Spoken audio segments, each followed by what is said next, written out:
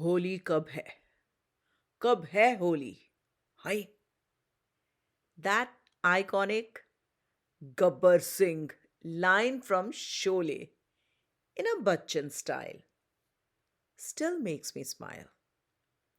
But today, sitting here in my second home across the ocean, I find myself asking that same question, not with Gabbar's drama, but with genuine confusion. Because back home in India, you never had to ask, Kab hai Holi? Or when Holi was. You could feel it. The air would shift. The markets would burst with color. The neighborhood would buzz with a kind of mischief only Holi festival can bring. Even the sky felt different, as if it knew something joyful was coming. But here, the seasons change quietly. Spring arrives like a whisper. No water balloons flying from the terraces. No kids running with pitchkaris. No sudden pink handprint on your cheek from a friend pretending to hug you innocently. So now I actually have to check the calendar or wait for a message from my mom. Oh, wait, my mom is not there to remind me. Well, my dad, my siblings, my father in law, or some relatives, and they would say, Beti, আজ আমাদের ন্যাড়া পোড়া কাল আমাদের দোল. Bengalis call Holi Dol or Dol Jatra. And the day prior to Holi celebration, Holi festival, there's bonfire. And that's when it hits me. How far I am from the Holi festival I grew up with, and how close those memories still sit inside me. Today, I want to take you through my holy journey from the wild, water soaked holies of childhood to the quieter, more selective holies of growing up, to the reflective holies of adulthood abroad, and finally to the holy I rediscovered through my researches for my radio show. The holy of childhood, water, colors, and chaos. When I close my eyes, I can still hear it. The early morning splashing of water buckets, the squeak of a brand new pitchkari, the excited whispers of siblings plotting their first attack. Holi in childhood wasn't a festival, it was a mission. We woke up before sunrise, not because we were disciplined children, but because we wanted to be the first to strike. There was always that one friend who would show up at the gate with a suspiciously innocent smile and a bucket hidden behind her back. Before you could say, Holy hair, splash! And just like that, the day began. We ran through the lanes dripping wet, leaving trails of pink, green, and purple footprints behind us.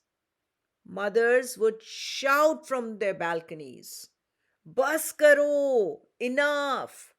Come home and eat something. But who listened? Food can wait. Dry clothes could wait. Childhood couldn't. Those were the holies of pure, unfiltered joy, messy, loud, and unforgettable. The Holi of growing up, boundaries, friendships, and selective color. Because then came the teenage years, that delicate phase where suddenly Holi became a little bit complicated. I remember avoiding the harsh colors, the permanent pink stains, the rough hands smearing color on your face. I remember saying, no, no, I don't play Holi that much, while secretly hoping someone would still pull me in because Holi is not just about color, it's about belonging. Even when I avoided the mess, I still celebrated with friends, with music, with plates full of gujia, dahi vada, and that one glass of teeny tiny bit of thandai that made everyone a little extra honest. These were the holies of conversations, of inside jokes, of friendship that felt like chosen family. The colors were fewer, but the connections were deeper. And then life took me across the world to a country that slowly, gently became my second home. Here, Holi doesn't announce itself, it arrives quietly through a WhatsApp message, a family photo, a video call filled with laughter and overlapping voices. My siblings sent pictures with their sometimes faces smeared in color. And I sit there thousands of miles away, smiling at a screen, feeling both full and empty at the same time. This is the holy of adulthood, the holy of distance, the holy of memory. Sometimes I celebrate with friends here. Sometimes I cook something that smells like home. Sometimes I simply sit with my memories and let them color my heart. Because Holi now is less about what I do and more about what I remember. Ironically, I learned the most about Holi festival only after I left India.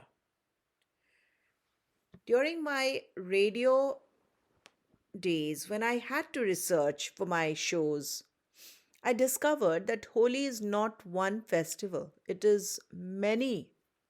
Latmar Holi in Barsana and Nandgaon, Phoolon ki Holi in Vrindavan, Rang Panchami in Maharashtra and Madhya Pradesh, Yao Sang in Manipur, Boshonto Utshab in Shantiniketan,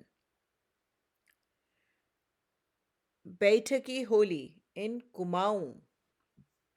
Each region celebrates Holi in its own rhythm, its own flavor, its own emotion. And I realized something profound. When you step away from home, you begin to see its beauty more clearly.